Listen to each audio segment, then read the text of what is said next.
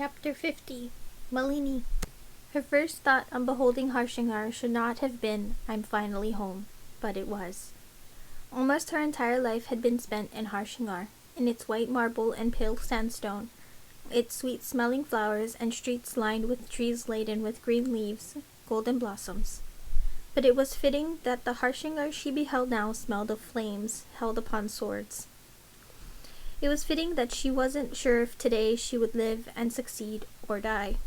She had surrounded herself with some of the strongest warriors in her army, but the press of men around her ebbed and swelled as Chandra's forces pushed forward, all their strength aimed at getting to her. Men fell around her, caught in the press of boots and weapons. She heard so many voices crying out that it was like a roar. She tried not to listen to it. The wind was sharp on her face, her back was straight, her hand clenched against the chariot's edge. She had been right not to allow Razia at her side. Her men did not know how to respond. They had expected Chandra to behave by reasonable rules of warfare, to defend his city, his home, before all else. But his army was pressing toward her with single-minded focus, and Malini could only hold herself steady on her chariot as the thing jerked with the movement of the bodies around her, caught in a violent sea. Either Malini would be captured as the priest had told her, or soon an arrow would go through her throat, or her chariot would be upended and she would be dead. "I have Priya," she reminded herself, through the cloying haze of her own fear. What use was fear? How could she face what came next with anything less than all the bravery she had in her? Her chariot was as carefully defended as she could have made it, ringed on all sides with soldiers and cavalry, but Chandra's men cut down the foot soldiers. They barreled forward with their horses. Sabers wreathed in flame cut a swath through the men around her, and the smell of fire and dying struck Malini sharply like a blow. Razia had spoken, sometimes, of what it took to hunt prey on Dwarali's mountains. As Malini's chariot ground to a halt within the press of bodies, as her charioteer begged the men around him to take the Empress, to carry her to safety, Malini thought of that tale and did not move. You must close in on the animal, circle it with dozen men, drawing in closer and closer, ensuring that it has no means of escape. If it finds a gap, it will take it, Empress. That is the way of things that want to live. But once you have it caged, a simple net is enough to contain it, and then the knife. She wasn't prey, born to leap into the crush of the battle below her chariot and be felled with a horse's hoof to the skull or a sword of fire to the chest. She would not run. She would, despite every instinct in her, have faith. Faith was submission. Faith was obedience to a higher power, a baring of the neck to a knife, a step into absolute darkness with no light, but the heart's own foolishness. She had set in motion all that she could. It was time to take one final risk. "Cut the horses free," Malini forced out. The charioteer protested, and she said, "Do it. Now." He grasped his saber and sliced the reins. The chariot fell still.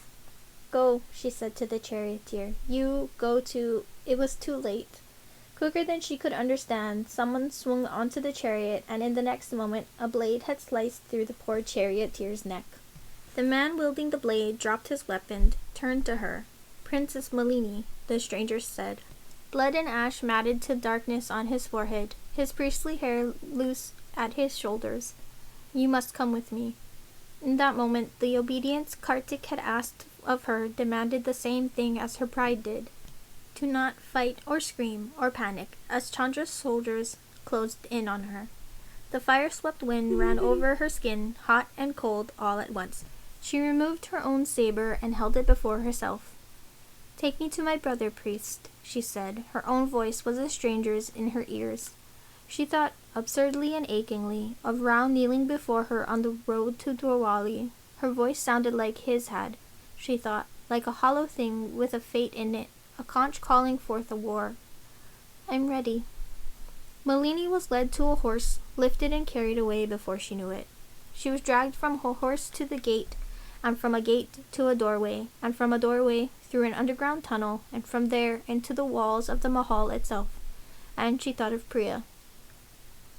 "If all else fails and I die, she will fight my brother, and she will see him dead." Malini had not expected to survive this long and rise so far. The fact that she still wanted to rise, the fact that she deserved to rise, meant nothing. If she fell, at least she would take her brother with her. At least she had found the kind of love that would break the world for her sake, and make it into something that would always wear her mark. The corridor she was led through was dimly lit and flanked by soldiers dressed in imperial armor. They clearly recognized her. She saw contempt and respect warring on any number of faces. Some men sneered, many lowered their eyes. Malini looked straight ahead and went to her fate. In the court of the Imperial Mahal, a fire was burning. A pit had been prepared to contain it, lined in clay bricks. The clay was an ugly, squalid thing in comparison to the sandstone and marble of the court that surrounded it. But at first glance, Malini thought someone had made an effort to beautify it. There were flowers clustered at the edges of the pit, spilling onto the floor. They were bright marigold oranges and yellows, the flicker of the fire making them move strangely. Beyond it stood a line of priests. They were solemn-faced, waiting for her. As she was led closer, she realized the flowers were not flowers at all, but flames, blooming and growing and withering, with all the beauty of real blossoms. Sister, Malini saw a shadow across the floor, felt a soldier's hand on the back, pressing her down. She kneeled and looked up and faced her brother. He had not been on the battlefield outside his city. She was sure of that. The armor he wore was unmarked, shining, more decorative than practical.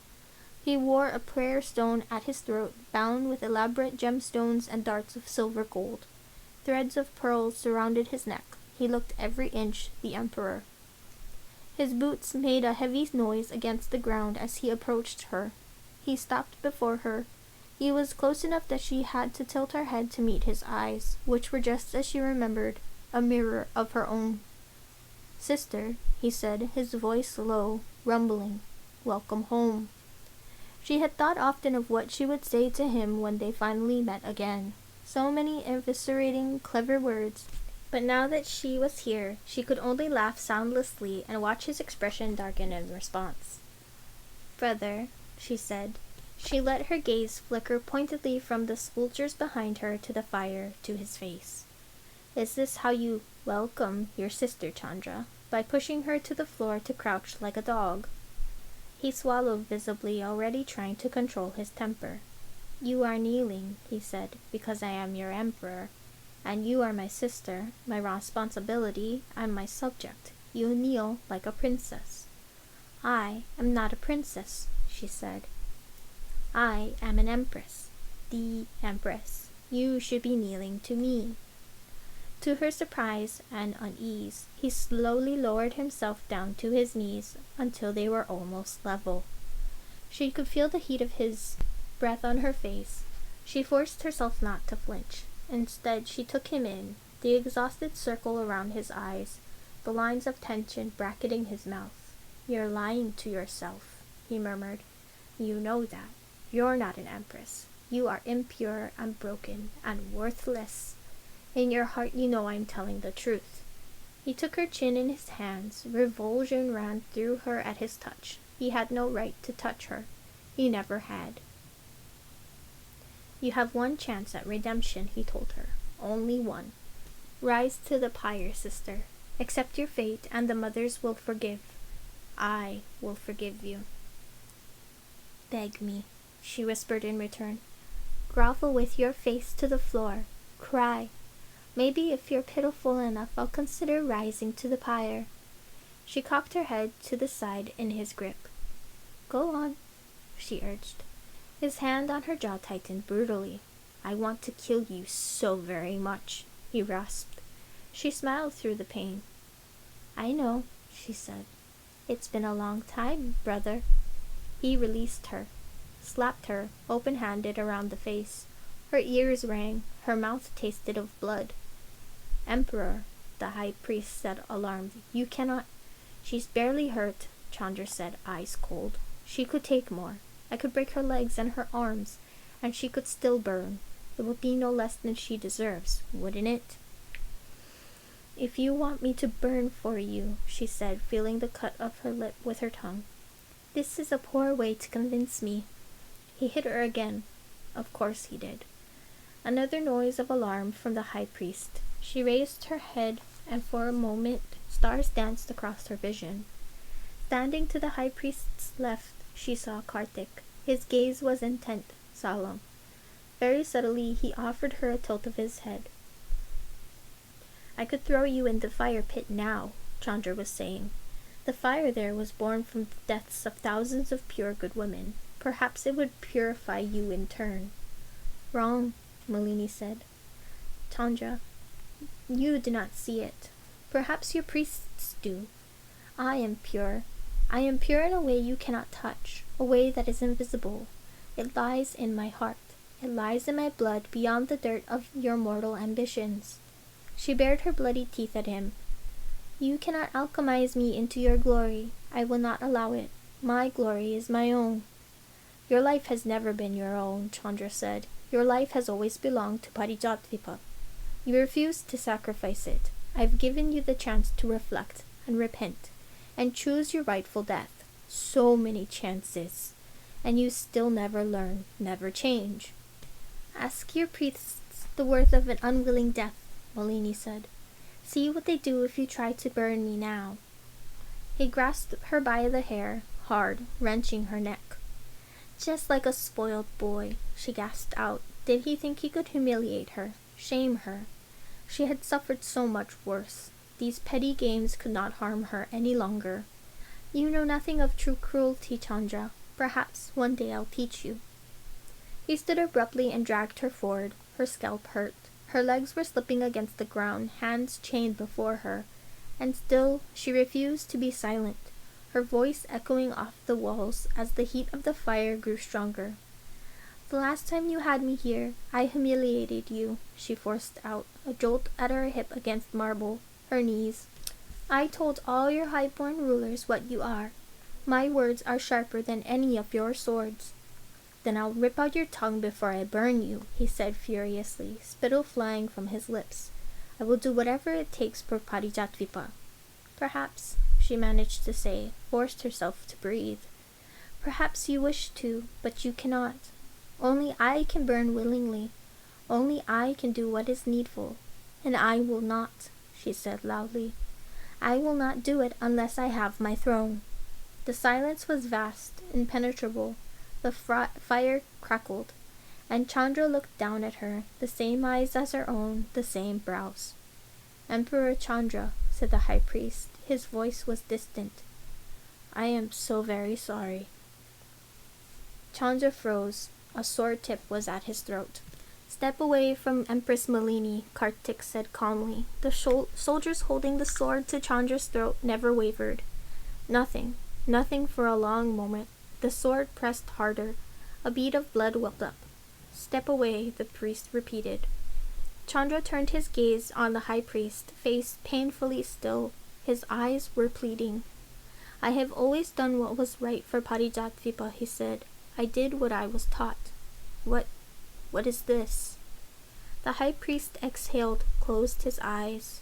Release your sister, Emperor, he said. With regret, with love. Release her. Chandra did. Malini remained where she was, hands still chained before her, watching the look in her brother's eyes, watched the horror rupture him as his world was upended. All his life he had worshipped staunchly, followed the high priest with the loyalty of a slavering dog rabid to anyone save his master. Now his faith had turned on him. His own saber was taken from him. He stood suddenly powerless despite his priestly soldiers, his men, his throne. The high priest was weeping. He stepped back. Kartik stepped forward. Kartik smiled at her, the faintest upraising of the corners of his mouth. For a moment he did not move, only looked down at her. One command. That was all it would take to see if Malini's life ended or Malini locked up once more. And the priesthood in power. It was more, perhaps, than Kartik had even imagined he could achieve for himself. It was enough power to compel a sensible, cunning man to act upon his ambitions, his hungers. She was entirely powerless.